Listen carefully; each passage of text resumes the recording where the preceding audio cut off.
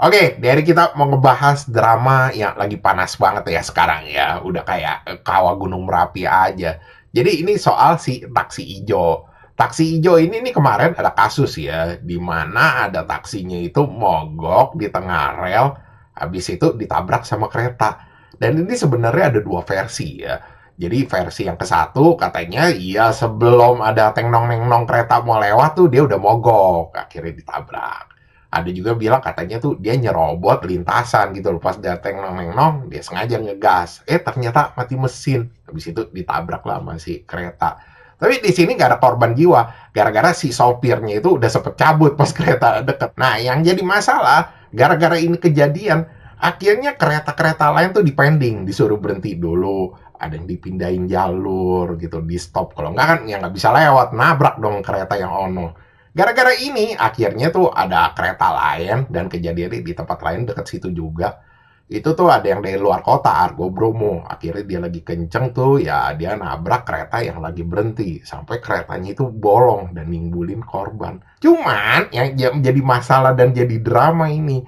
Jadi si orang adminnya si taksi ijo ini ngerespon di medsos itu, ya gak ada minta maafnya sama sekali gitu loh. Jadi mereka cuma ngomong katanya, oh iya katanya sopirnya selamat, katanya nggak bawa penumpang, dibilang katanya dia akan investigasi lebih lanjut. Dan itu sampai direvisi juga sama dia, ada paragraf yang dihilangin, di post lagi. Dan itu sama aja direvisi itu gak ada minta maaf. Dan akhirnya masyarakat tuh jadi panas, ngamuk gitu. Dibilang katanya ini gara-gara lu katanya, kok gak ada minta maafnya sama sekali. Dan banyaknya masyarakat tuh yang ngerespon ya, komen-komen juga lu tau lah, pedes-pedes. Ya itu akhirnya dia ada yang dihapus-hapusin dan orang juga ada yang ngomong, wah komen gue dihapus. Dan gak lama itu akhirnya dideaktif komenannya semua. Nah yang pertama kita bahas soal yang mogoknya dulu ya. Sebenarnya mogok sih dari dua sisi gue bilang salah ya. Misalnya dia dari jauh-jauh tuh sebelum ada kereta lewat, dia udah mogok, terus ya akhirnya nimbulin kejadian, itu juga salah. Artinya mobil dia ada problem, tapi tetap dikasih buat armadanya jalan. Atau kalau udah dekat dia udah jelas salah dong, dia nerobos. Dan secara teknis sih emang sering kejadian kayak begitu. Dimana kalau udah deket kan ada listrik statis yang akhir kadang tuh bikin mobil mati mesin dan lain-lain itu. Terus yang kocak sih sebenarnya kalau gue bilang ya admin medsosnya lah anjir gak ada kata minta maaf sama sekali. Ya tapi di sini gue gak tahu mungkin dia penggunaan kata-katanya begitu atau emang dia ada kayak dorongan gitu dari atasnya dia tuh ya supaya jangan mau minta maaf gitu loh. Karena di sini ada image ya. Kalau orang minta maaf itu udah pasti dia salah. Padahal nggak kayak gitu juga, tai. Kadang tuh minta maaf ada kejadian-kejadian juga yang kadang tuh lu nggak salah ya lu kudu minta maaf gitu loh, gak ada salahnya maksudnya gitu loh ya buat nenangin masyarakat. Apalagi kalau ini kejadiannya kayak gue bilang tadi kan, dari segi mogok-mogok ini juga ya kemungkinan besar tuh udah salah.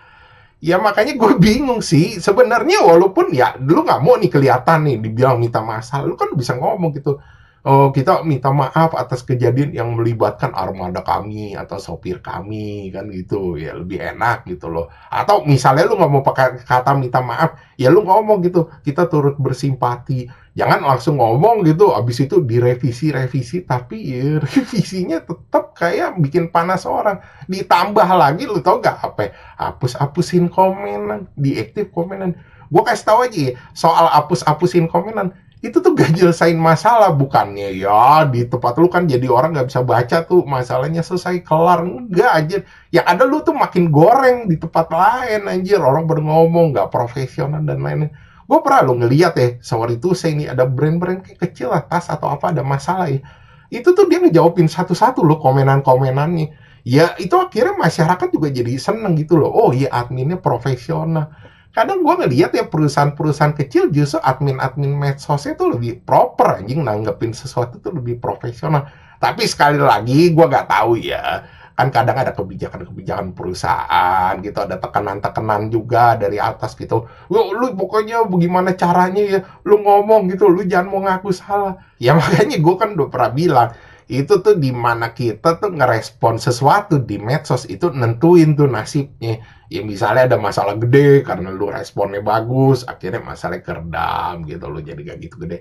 Atau ada masalah kecil gitu loh, lu nanggepinnya selengean, serampangan, iya otomatis lama-lama jadi gede, digoreng sama orang-orang. Oke, sekian gitu aja bahasan dari gua. Thanks for watching. Jangan lupa like, subscribe. Thank you.